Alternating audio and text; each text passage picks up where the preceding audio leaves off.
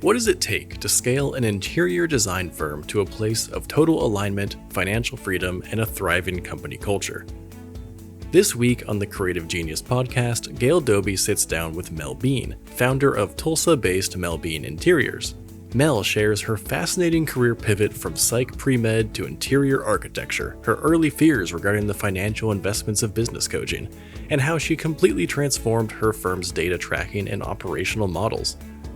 Now approaching a massive life transition as an empty nester, Mel explains why the next chapter of her business feels completely wide open, and why she views her company's hybrid flexible workplace model as a profound feminist act.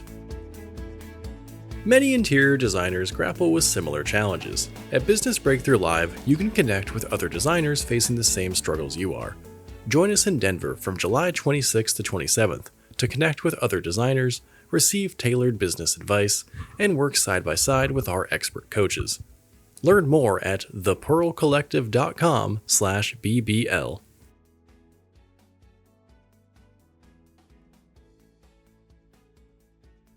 Welcome to Creative Genius. I'm so glad you're here, Mel, and I can't wait for us to have this conversation. So here's my first question for you. Who would you have, or what would you have on a desert island if you were stranded? It's funny that my first thought that I have is that I want my espresso machine so that I can make my morning latte. I I'm don't know sure if there's that, some plugins out there yeah. somewhere. Well, I guess I'd need an ice maker then as well, though, because you can't have a hot latte on a desert. Well, there you go. I like that. Okay, well, interesting thing to think about. And I'm It's sure there's probably some, a first for you. yeah. And I bet there might be a few people on your journey with you. Who would you have with you? Well, I would want to take my boys for sure. My sons, Cooper and Chase, they are seniors in high school. And of course, other than just being obsessed with them as my children, I also think they are so much fun. So they would turn a kind of an unfortunate situation into a good time, I think. Oh, that sounds like fun. Well, I've only seen them in passing on our Zoom call, so it's really fun. I might be biased, but I think they're pretty great. Well, I'm sure you feel that way as every mom should. So good for you. Well, let's talk about your journey into being a designer. How did you get started with that? Gosh, well, I started college dead set. Well, even in high school, I was going psych pre med. I was good at math and science. And so I went really deep into college prep and into all of the classes that would set me up for success in that career. And it wasn't until a couple of years into college that I started doubting that. I got into some tricky classes that I could do fine in, but I wasn't excited about. And I started to get the concern of, is this what I'm going to feel like the rest of my life? And it wasn't immediately clear to me that I wanted to do interior design. But once I Mhm. did discover it, I felt like something had clicked into place when I changed my major in my first class. And it just made me want to go back and get a do-over on, I wish I'd taken the art classes in college, but I was too focused on all the college prep. I wish I had done Mhm. these things that not only would have kind of led me to my career path sooner, but also would have just helped me to get to know myself in a different way.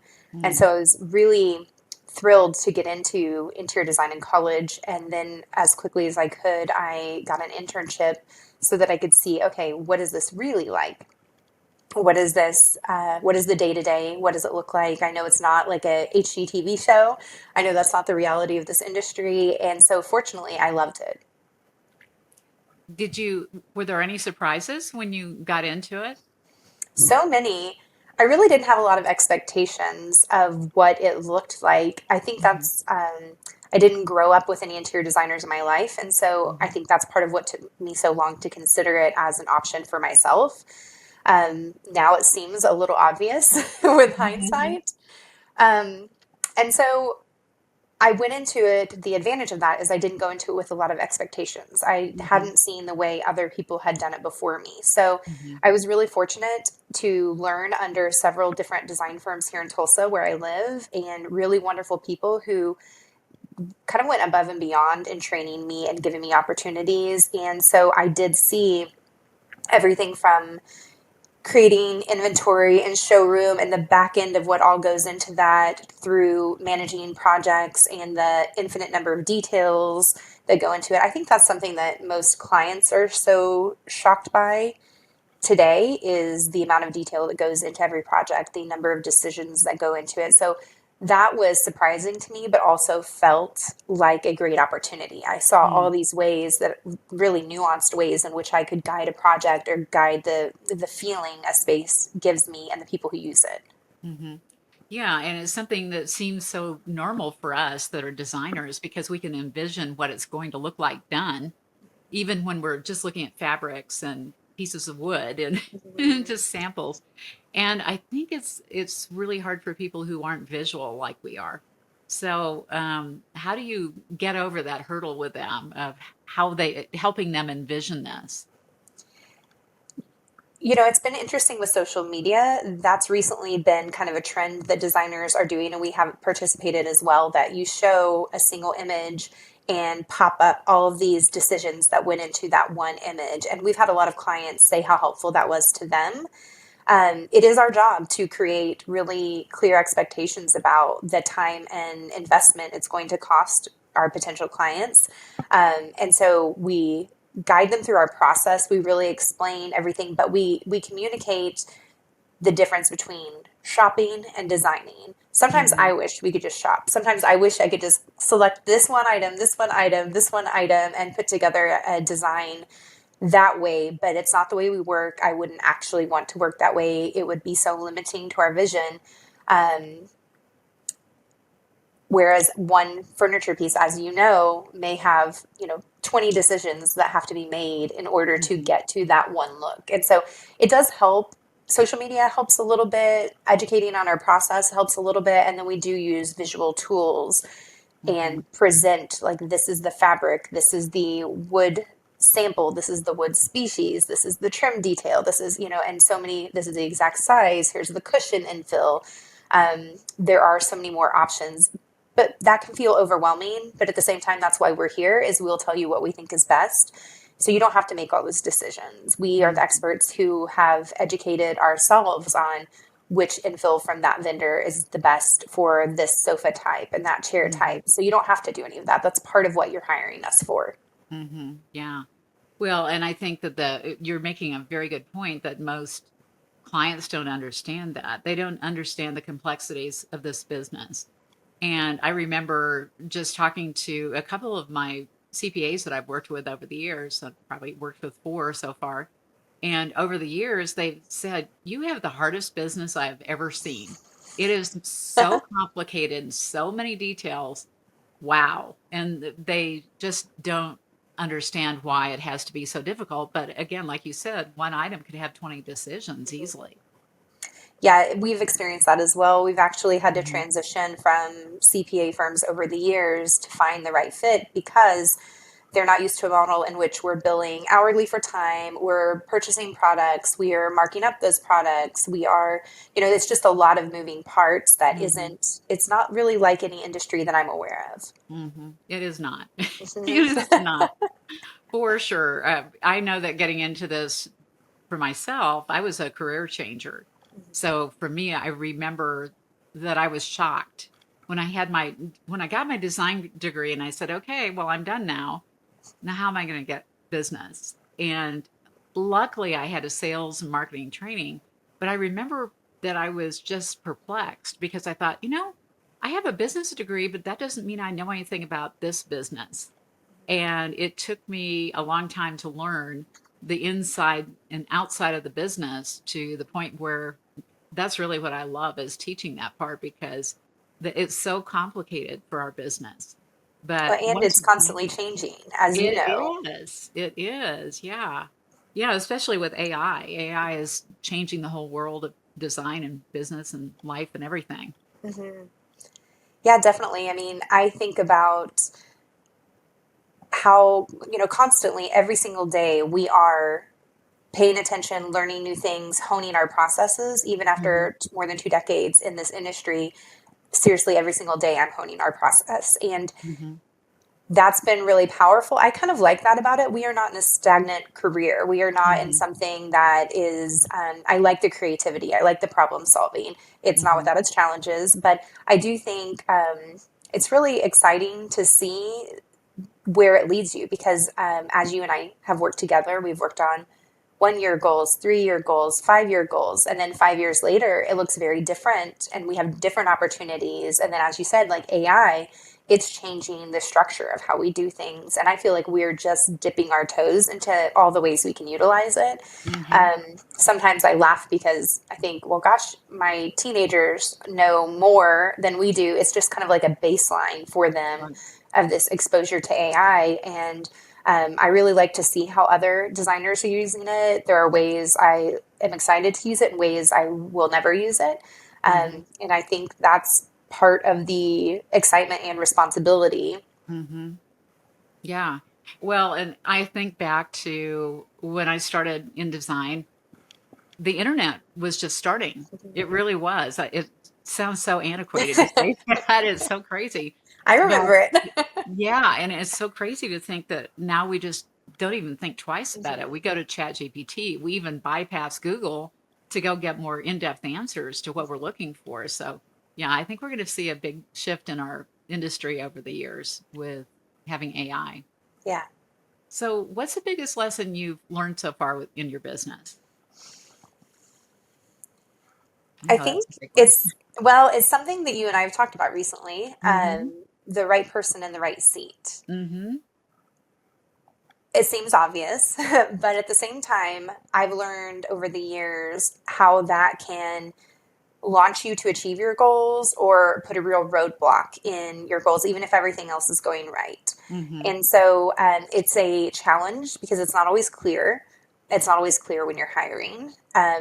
It's something that I have seen personally how it can add so much more stress to my life if there's not the right person in the right seat. Mhm. Things that stress that I shouldn't, that I don't need, that's avoidable.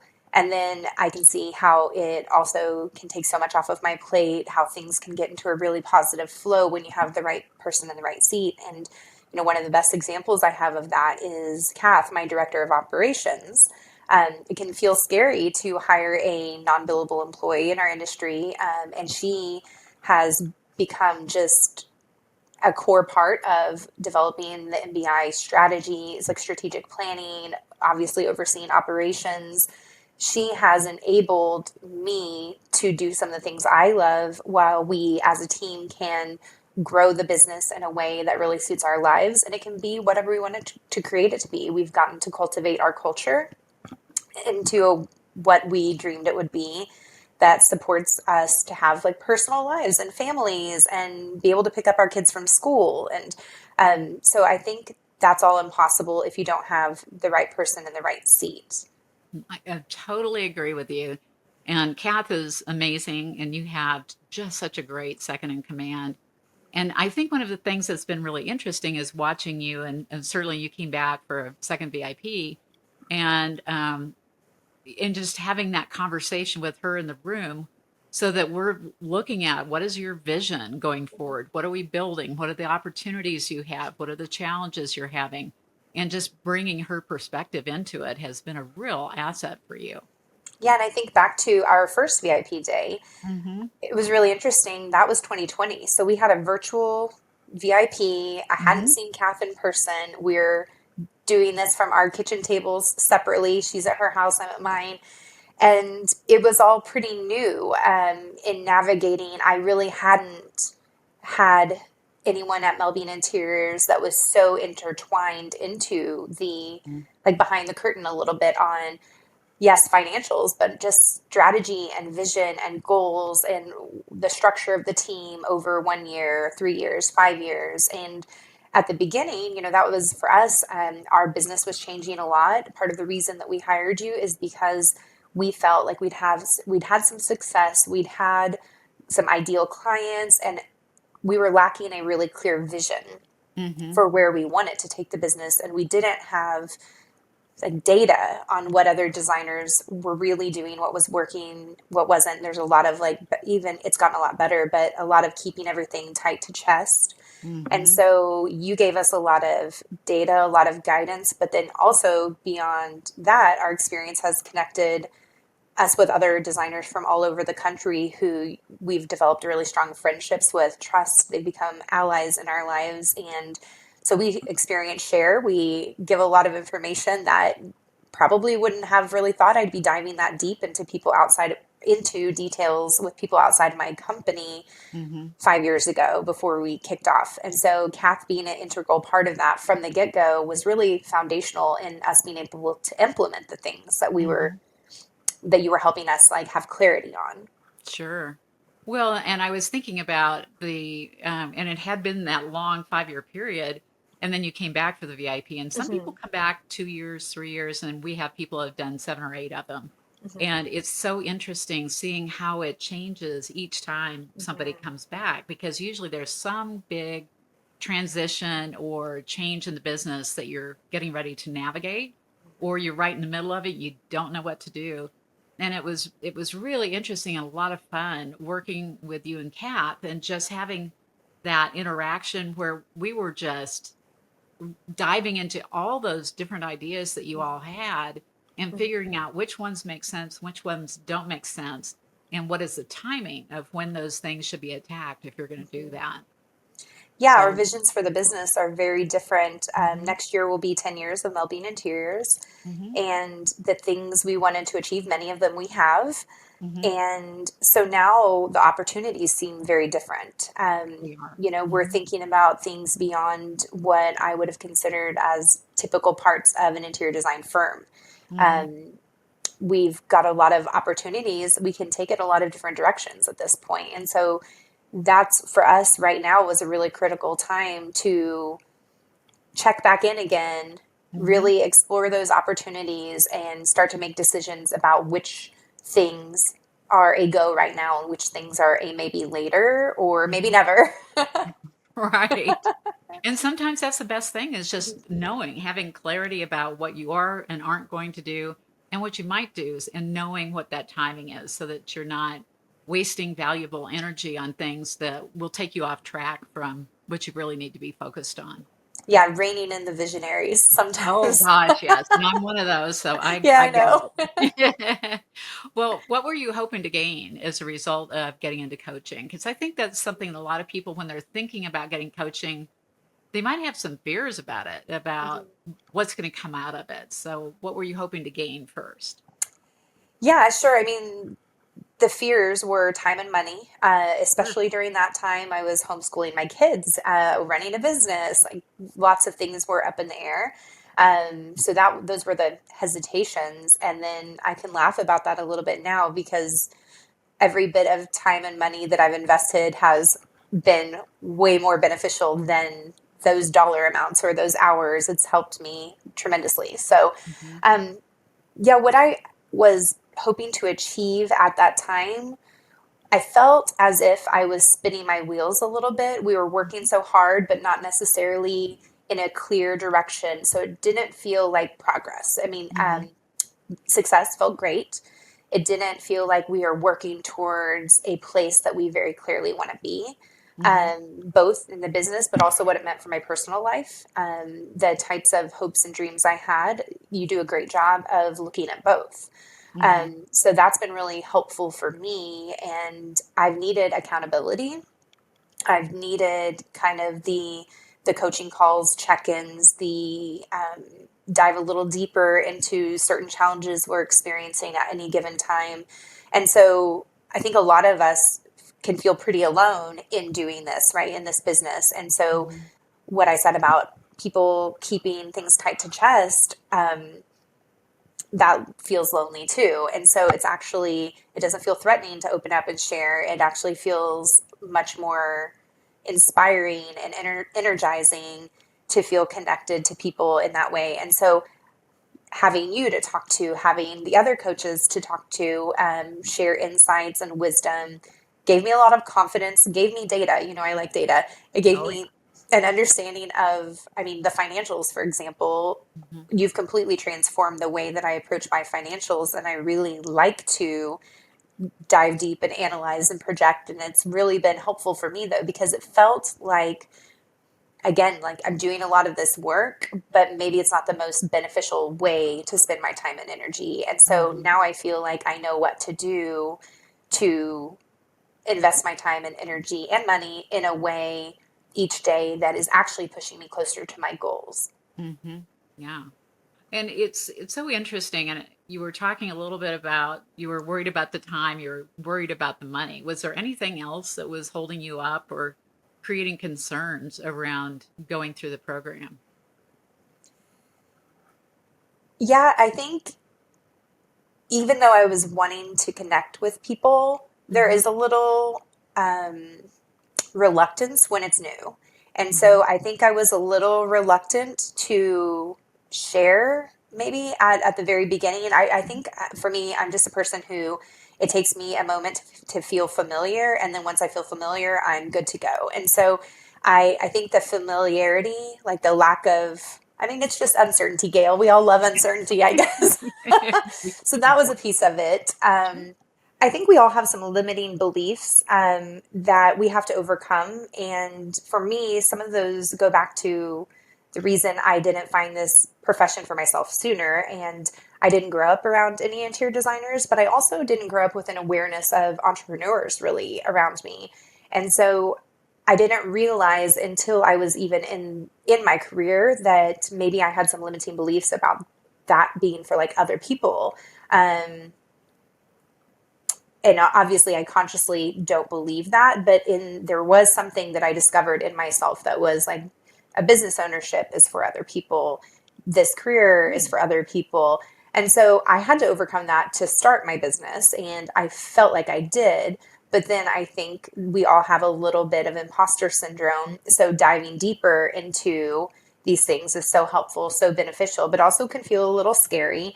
That Hmm. wasn't a conscious hesitation that I had, but I think if I'm being really honest with myself, there was a little bit of that Hmm. in taking on hiring a coach, diving deeper into the visions I see in my business, and could I achieve these goals? Could I do the things that I dreamed of doing? Hmm. And now, of course, I'm like, why not me? Why not? If anyone else can, why not me? Well, and you're a good business person, and Mhm. I've that's one of those things that when I look at who is going to be successful in our program, it's always someone who's a learner and somebody who's willing to take action and is willing to be uncomfortable because you have to be uncomfortable to make the changes. And if you can do those things, you can completely shift your business. So I think it's interesting because I know you and I had a conversation before you decided to come back and do that second VIP. So let's talk about what prompted that because that's another big decision to make.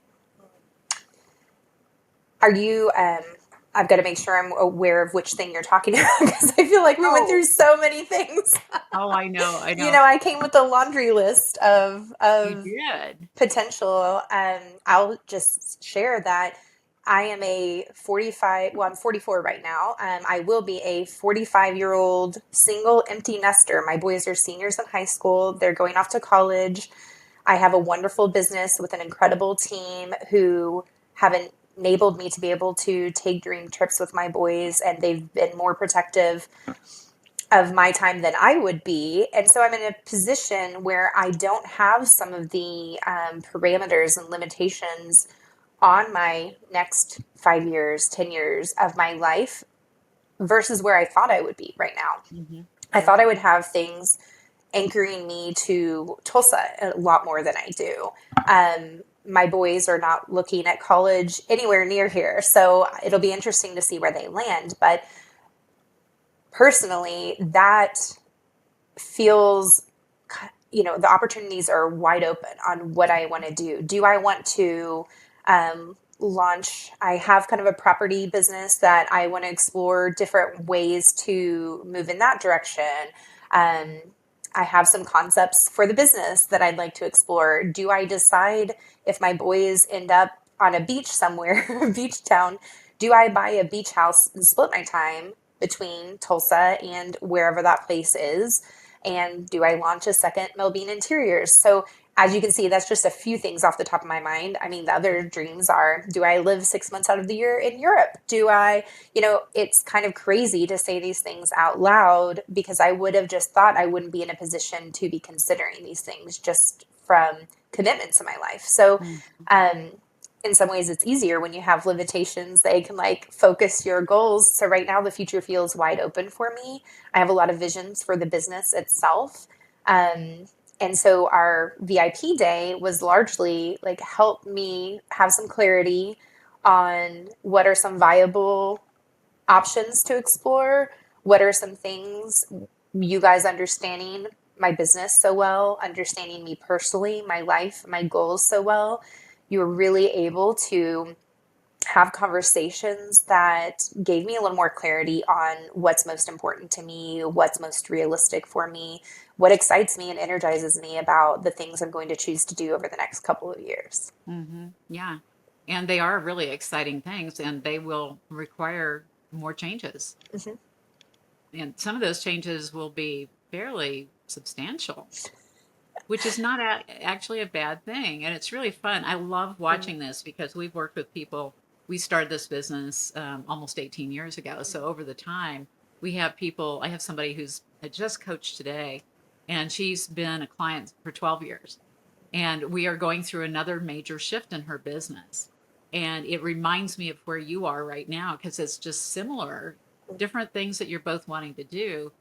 But I think those big transitions are really important to have some perspective from outside. Sometimes you can't make those decisions alone about how Mm-hmm. to approach it.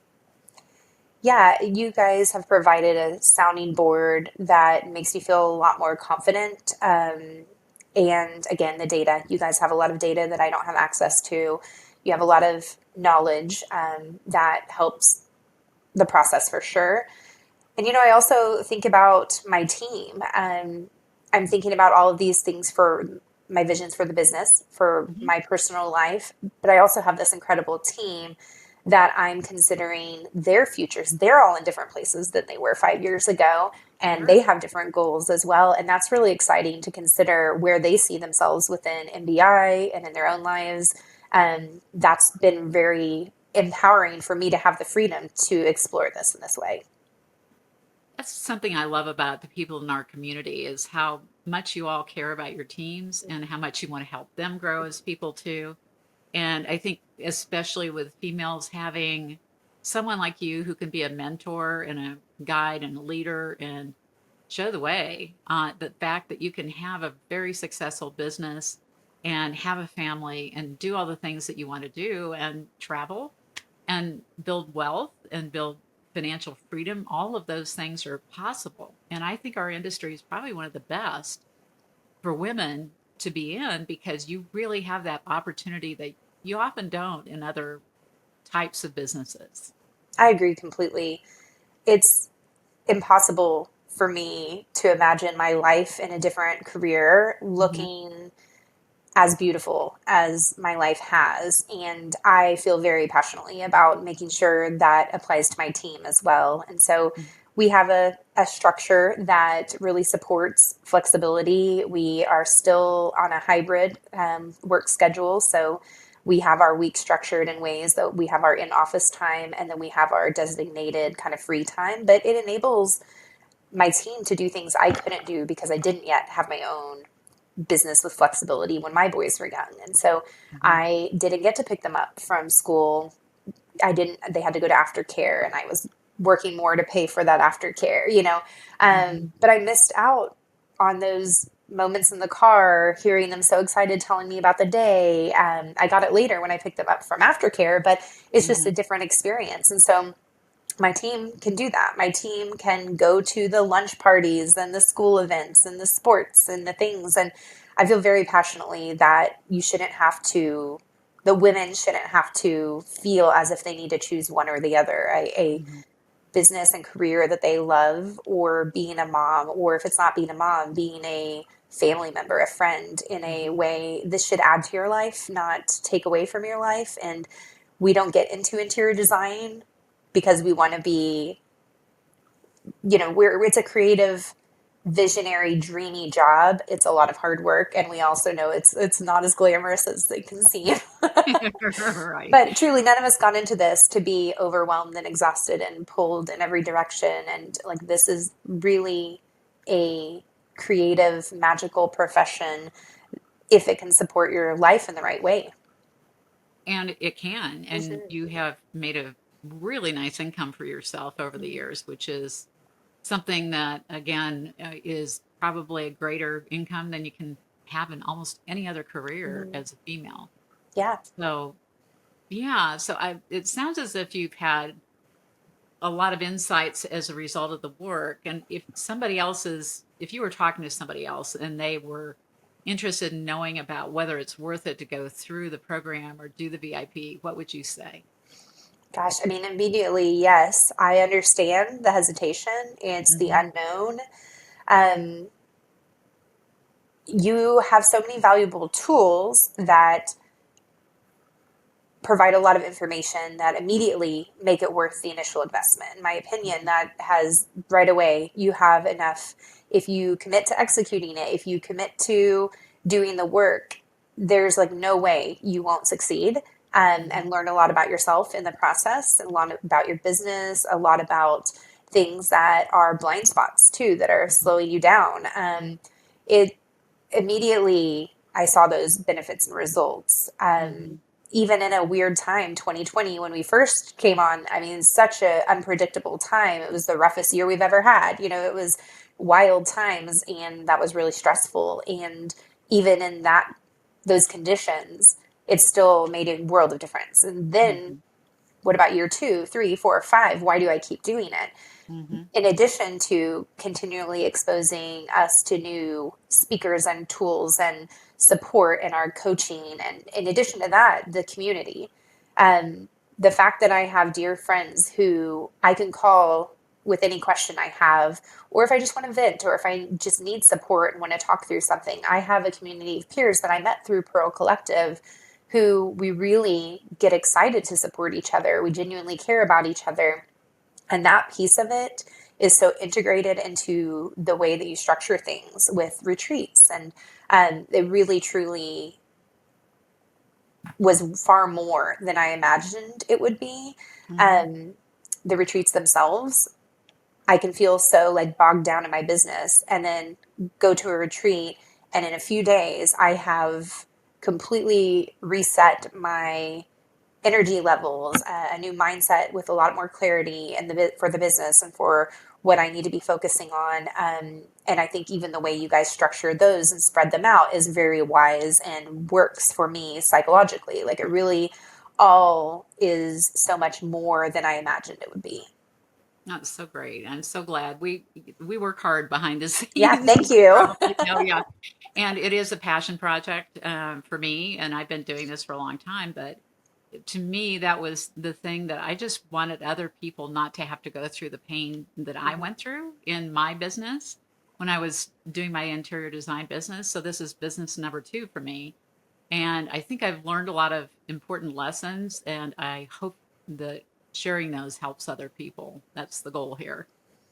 Yeah, I can't imagine anyone it wouldn't help. I think that at any level, Mm. there's a tool that will teach you something new, help you better understand yourself.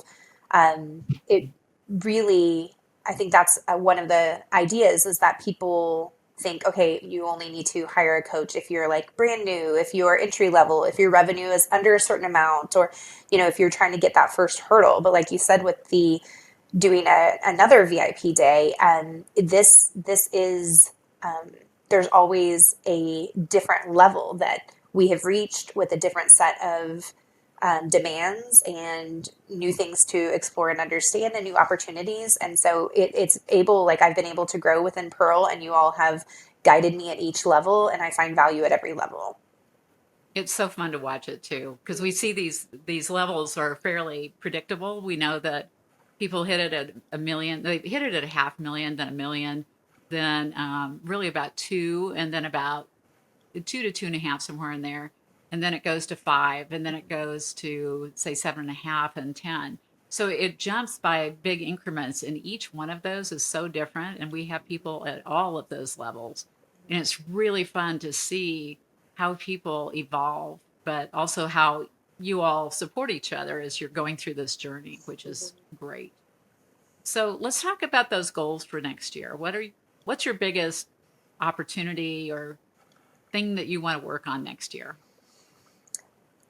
Well, we have some clear growth goals in terms of Hmm. both revenue and profitability, but also within our team. We have a vision for how we want to structure our business. And so we know after our second VIP day, especially clearly, what role we need to hire when over the next year and 2 years and 3 years, actually. We've kind of got it all mapped out at this point. Hmm. But that is the most clarity is around our hiring, what revenue is needed to support that, what type of work that we need in order to achieve this. And that kind of goes alongside the PR firm that we're working with and making sure everyone's on the same page to get us there. Those are the biggest goals, I think, around the business right now are very clear financial revenue, profitability, growth goals, continuing to secure ideal clients, understanding what that looks like and who they are and where they are. Um, and we've changed our processes a lot. They've evolved over time, and we have a lot better processes in place that are supporting these projects of this level. So I feel really good going into the year for all of those things. And then some of the other big picture things we talked about for VIP, those are also largely waiting on seeing where my boys land for college before I Yeah. can make any big decisions there. I have a lot of ideas, but we really can't implement anything until then. So those will be a later in 2026 kind of exciting sprint. We'll see where things go. It's a very exciting time. It is. It's so fun. It'll be great to watch, see what happens next year. Mhm. So let's kind of wind down a little bit and talk about what your guilty pleasure is. Oh boy. Okay, so I I admittedly disassociate by reading fiction. I love to read. It's one of the things that I wind down and relax at night, sometimes too late into the night.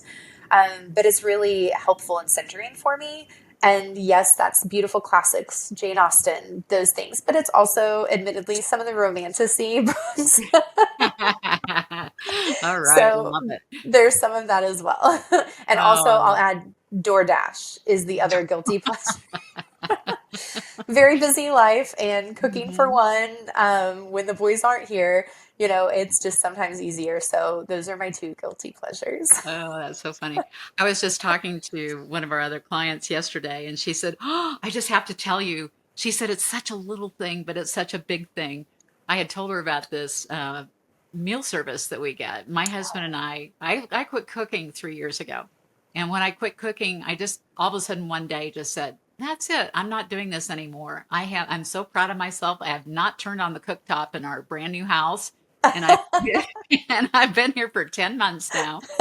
So we ordered Tempo, which is Oh. so it's like an advertisement for them, but it comes every Monday. It's not frozen, it's all fresh and it's really good. So reasonably priced. It's less than going out and getting fast food. So Yeah, I've done plans like that as well that have been really helpful. And I've actually found a local one here in Tulsa. So I love that even nice. more, supporting a small local business. And it's incredible. It's like just what I need. And so that truly is like, I think those are things that I used to feel a little guilty about. I'm glad you don't feel that way about your cooktop because I used to feel a little guilty about that. I actually do love cooking when I have the time and energy and all of that. So I Mhm. do still cook, but then having DoorDash as a last minute safety net when I'm just don't have it in me. Well, it was kind of funny, and my husband just looked at me and said, "Well, what are we going to eat?" I said, "Well, we'll still eat, but" and we go out 3 times a week, so we're not exactly suffering at all, but, Right. yeah, so that's my guilty pleasure is not having to cook anymore. That's Um, great. yeah, it's great, and so I'm happy to share this with people because I Mhm. hope they will find something like that for themselves, because if you just are feeling overwhelmed with having to be the mom and the cook and take care of everything in your business too, just give yourself a break. These things are so worth it. It just gives you back your time. So Definitely. let's talk about takeaways because we want to give some very good suggestions for people to be able to implement. Obviously, we already talked about right person in the right seat. Sure. That is so important. And I think having steps at the beginning of hiring, I've come a long way in what I'm looking for. What is our process to hire? I've made the mistake of doing some like rushed hires that feel like we're in a bind. And if we don't, it's better to sit in pain a little bit longer than rush and make a fear-based hire. Hmm. That's something I've learned for sure. I think that some of the biggest takeaways that I have are from my career. The things that I've learned are definitely, for one thing, do what feels true to you. It's great to learn from other people, but it's also a beautiful thing to create exactly what you want to see in the world, both in design, the type of work that you do, but also in the type of culture you create within your team. I feel like a lot of the things that I'm doing in my business are a little bit of a feminist act, like a political act to support women and to empower us to be able to do um, the things we want to do in our lives. And so you can think outside of the box and create something really beautiful that maybe other people tell you won't work, and it really can. Um, it's so important. You won't find success if you're pretending to be something you're not. You need to be yourself, and you will draw in the people who are the right fit for you, both in your Hmm. team and in your clients. So true. I think those are great suggestions. And thank you so much for taking the time today to share your experience. And I hope it's inspiring to all the women out there who are just maybe in the early stages of their career, or even where you are, where you're about to be an empty nester. So every point in your life is a new opportunity to learn.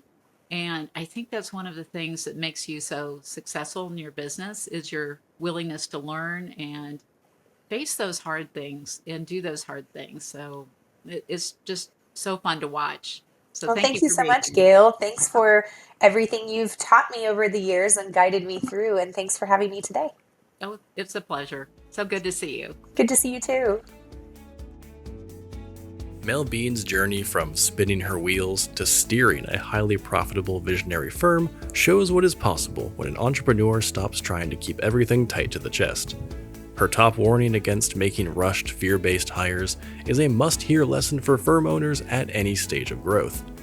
We hope her inspiring outlook on building a career that adds to your life rather than taking away from it gives you the confidence to ask yourself, why not me? Join us next week on the Creative Genius Podcast when we welcome designer Lisa Kahn back to the show. Many interior designers grapple with similar challenges. At Business Breakthrough Live, you can connect with other designers facing the same struggles you are. Join us in Denver from July 26th to 27th to connect with other designers, receive tailored business advice, and work side by side with our expert coaches. Learn more at thepearlcollective.com/BBL. Hear what Business Breakthrough Live attendees have to say.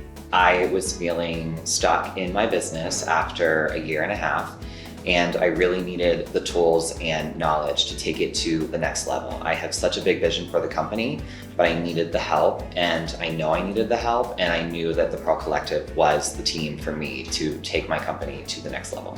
It was fascinating to me to talk with people that understood this business and how we can pull levers to change what we're doing. So when I heard about Business Breakthrough Live, it was a $1,000 non-commitment. So basically you pay the $1,000, and then if you attend the event, they write you a check for $1,000 back. And they held that promise. I opened the folder on the first day, there was a check for $1,000.